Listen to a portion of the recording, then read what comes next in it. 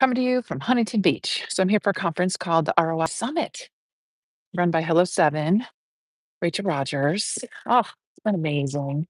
Put in the comments what conference you love to go to. Is there any conference that you hit that you just like get your cup filled? Well, this is a conference for women building businesses, diverse women. So, racially diverse, LGBTQIA diverse, and disability level diverse. So, Rachel speaks to those audiences. And so, meeting all kind of really interesting people from around the country. Had a walk this morning on the beach with three of them and just, getting to meet new friends. And it's so exciting to hear women's mission based or purpose based businesses that they're building, how they're, supporting each other in building businesses. So, Rachel's system, I'm a Hello 7 coach. I was trained by the Hello 7 company to help women build businesses.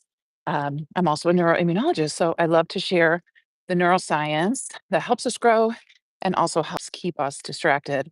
So, I've been giving these things called brain dates. There's a company called Brain Dates. Thanks, Brain Dates. They're really fun. Where as an attendant at the conference, you can host things. So I hosted some sessions on maintaining energy when you're a busy business builder and also blocking distractions when you're a busy business builder. And so distractions, I also gave one on distractions stealing your joy and just sharing the research and then strategies to bust through all those things. And so we talked a lot about how many access points do people have to throughout the day? And we were counting anywhere from 9 to go ahead and get a piece of paper, write it down. How many access points do people have to your amazing brain and your attention? Because our attention is really all we have, right? We have this moment, we have time, but really our attention is even more important than just time because what we're giving our attention to, that's what grows, right? So if 15, sometimes people had 15 access points. So they had multiple emails, multiple phones, guilty. And when they're at work, they have, like, let's say some people have pagers. I coach women docs, and I have a women docs accountability group I call WAG, which is really fun. And some people had up to 12, and they didn't even think about like their family members and and planning their kids' lives or planning their summer schedules or who's going to make dinner and who's going to pick up who. So we talked about like it's almost like a dinner plate, our attention, our cognitive load is like a dinner plate and what's on it. So if you're, hi, thanks for coming. If your dinner plate or your cognitive load, or we might call it our working memory. So that's how we look around and we look at data points, we make decisions, we get good ideas. We're all women building businesses at ROI. So at the summit, at this meeting I'm at. So I'm in Huntington Beach. Yeah, isn't it gorgeous? Yeah, where are you? Um, and we talked about a dinner plate full of like our cognitive load. Like what can we work with? How many data points can we work with?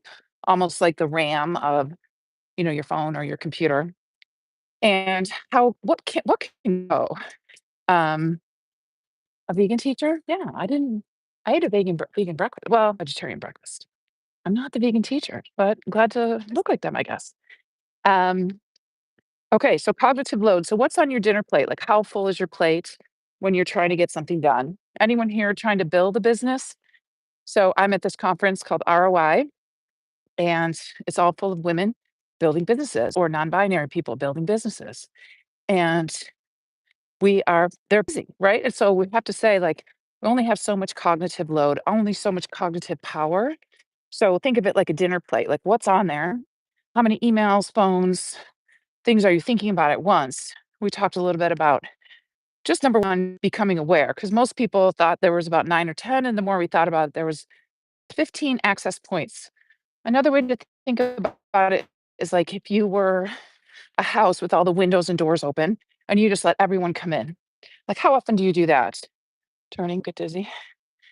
Um, how often do you just let your whole house all the doors and windows be open and that everyone's welcome to come in. Because that's what we do with our attention a lot of times is people are trying to steal our attention, right? That's what they get paid for, not steal, but use it, have it without paying us, but they get paid to grab it, right?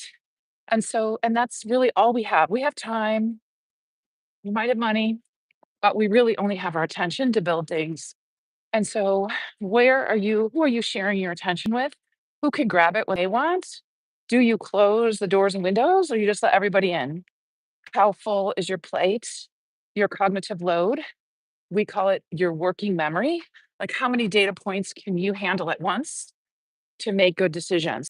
So, at this meeting, this ROI meeting I'm at, it's all hundreds of women building different kind of businesses, anywhere from just starting, hey, to all the way up to $1 million businesses. And how do they protect their attention?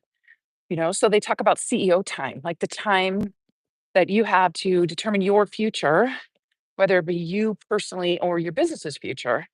So how do you even protect that time so that you can make plans for yourself that you're doing what you want rather than just opening all your doors and windows? Does anyone want to say on here how they protect their time? How do you block out distractions? Anyone have a great way to do it? Put it in the comments. Hi from Huntington Beach, California. It's a nice cloudy day, but lovely. Anyone? Anyone? How do you block distractions? How do you make sure you're prioritizing what's important to you, not letting people kind of hijack your day? How does that happen? Anyone? That's what we were working on yesterday. These people zipping by. Can you see them? They're zipping by like on, I don't even know what it is. No hands, just standing, cruising down. Oh, place. Okay. So what we talked about is number one, staying aware, how many channels, how many windows and doors you have open, and then how to block it, how to take control again of your cognitive abilities. Think of it like a dinner plate. How full is it?